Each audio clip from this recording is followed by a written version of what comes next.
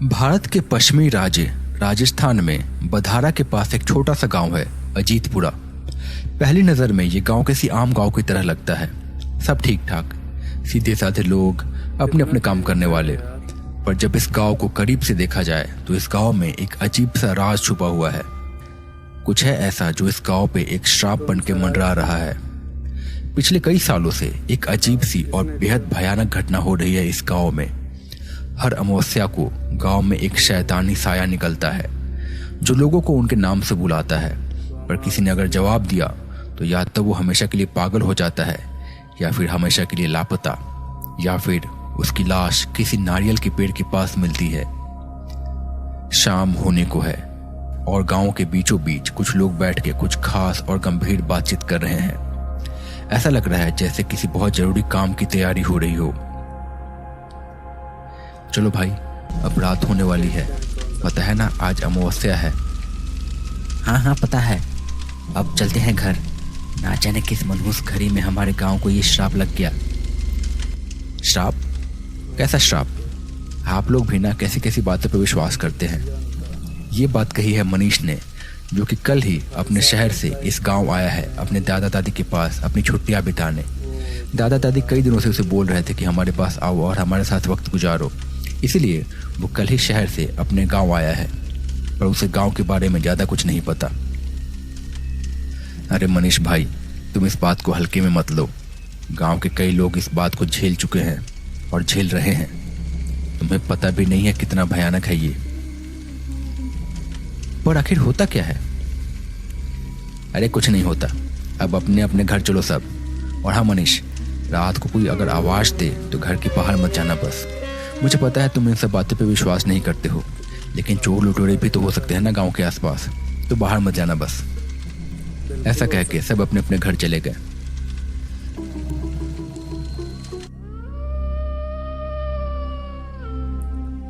तेरी तो कितनी डरावनी आवाज निकाल रहा है भेड़िया। रात ढल आई, हर ओर सन्नाटा छा गया है। आसपास का इलाका शांत और ठंडा हो गया है। कुछ कीड़े मकोड़ों की आवाजें आ रही हैं। सबको पता है कि रात को बाहर जाना सही नहीं है। धीरे धीरे रात गहरी हो गई। रेगिस्तान का गांव शांत हो गया। कुछ घरों में अभी भी लालटेन धीमी रोशनी में जल रही है। दिन में जहां इतनी गर्मी थी, वही इलाका अब रात को धीरे धीरे बहुत ज्यादा ठंडा होते जा रहा है। मनीष अपने कमरे में सो रहा था, पर उसे सिगरेट पीने की तलब हो रही थी। पर वो घर में नहीं पी सकता था क्योंकि घर में उसके दादा दादी भी थे।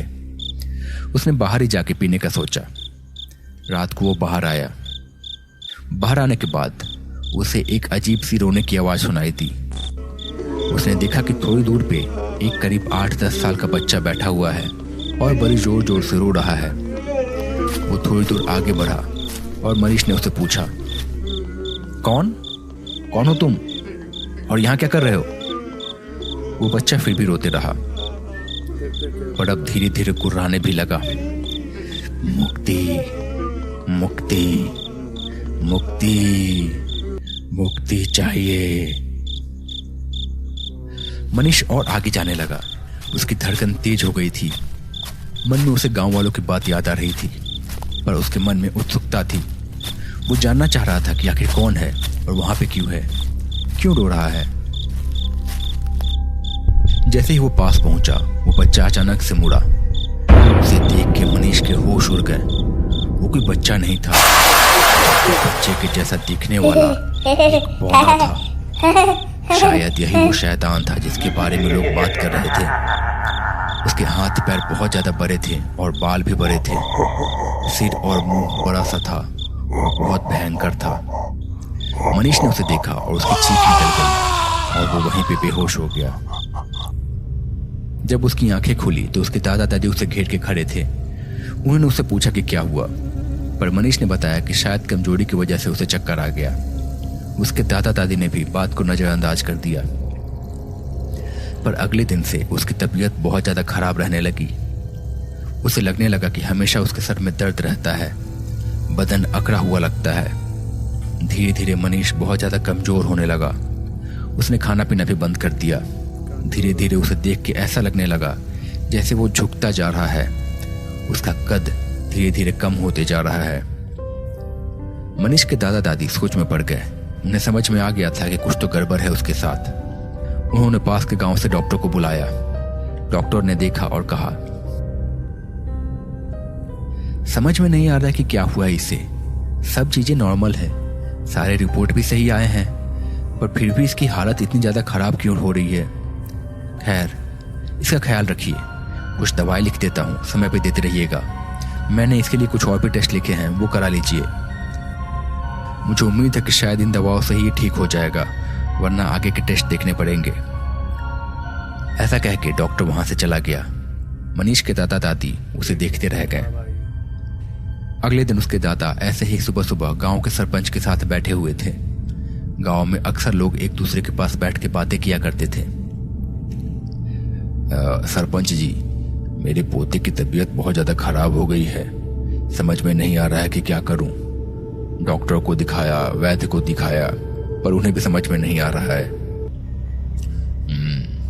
किसी और को दिखाना पड़ेगा फिर। उसकी तबीयत में कोई सुधार है कि नहीं? पता नहीं क्या। कहाँ कोई सुधार है? दिन पे दिन उसका शरीर जैसे गला जा रहा है। पता नहीं क्या हो गया है उसे। अच्छा, आपके बेटे की भी तबीयत खराब थी ना कुछ साल पहले? मुझे याद है कि उसकी तबीयत भी बहुत ज्यादा खराब हो गई थी। आपने किस डॉक्टर को दिखाया था? मुझे भी बता दीजिए, मैं भी उसे दिखा लूंगा। सरपंच ने थोड़ी देर सोचा और कहा, देखो, कभी कभी ऐसी चीजें डॉक्टर वैद्य के समझ के परे होती हैं। मेरे बेटे के साथ भी हुआ था ऐसा कुछ, पर तब मैंने कोई और रास्ता अपनाया था। पर उसके बाद मैं एकदम चुप हूं इस बारे में और कभी बात नहीं करता। पर अब तुम्हारे पोते की जान की बात है तो तुम्हें बताता हूं।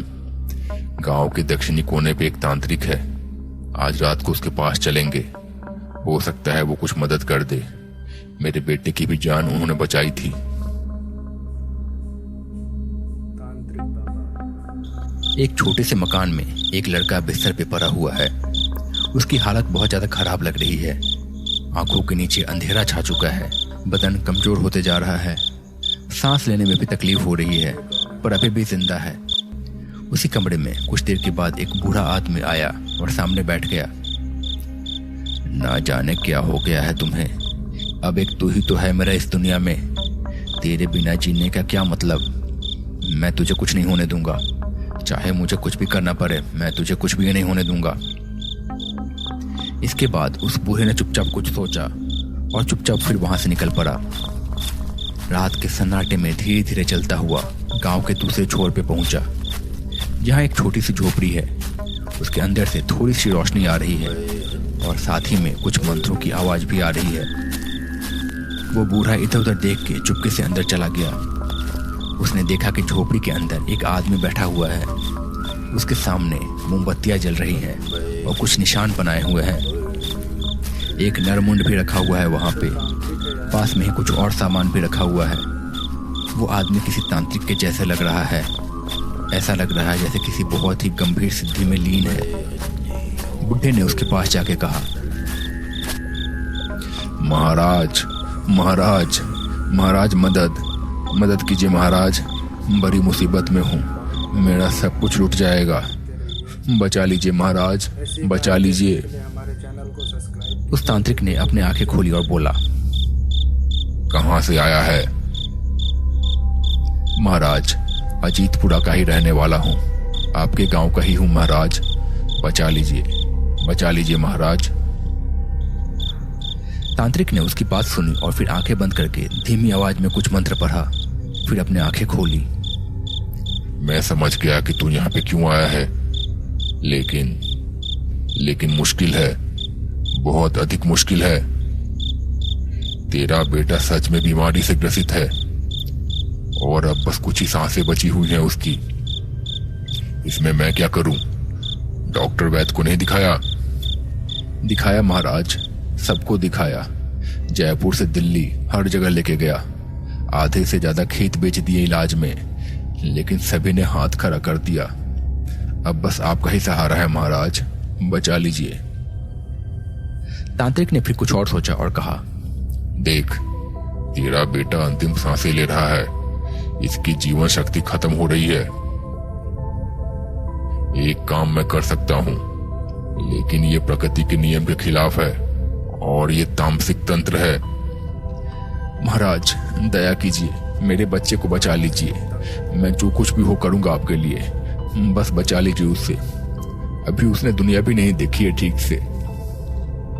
तांत्रिक ने फिर कहा, इसके लिए मुझे किसी और की जीवन शक्ति छीन के तेरे बेटे में डालनी होगी। रह पाएगा इस मन के बोझ के साथ? बोल, किसी और के बेटे को मार के अपने बेटे को खुश देख पाएगा? मैं कर लूंगा महाराज, मैं सब कुछ देख लूंगा, मुझे सब मंजूर है, बस आप उसे बचा लीजिए। ठीक है, मैं करूंगा, पर तू गांव का सरपंच है, इसके बदले तुझे तेरी आंखें मूंदनी होंगी। मैं कुछ भी करूं गांव में, कोई भी साधना करूं, तू कुछ नहीं बोलेगा और इस रात का जिक्र किसी और से कभी नहीं करेगा। अगर किसी से तूने कुछ बोला तो तुझे पता है मैं क्या कर सकता हूं। मुझे मंजूर है महाराज, सब मंजूर है। ठीक है, कल इसी वक्त आना फिर से यहाँ पे, मैं संभाल लूंगा, पर अपना वादा मत भूलना, वरना तुझे पता है ना मैं क्या कर सकता हूँ। हाँ महाराज, आपकी जय हो, आपकी जय हो।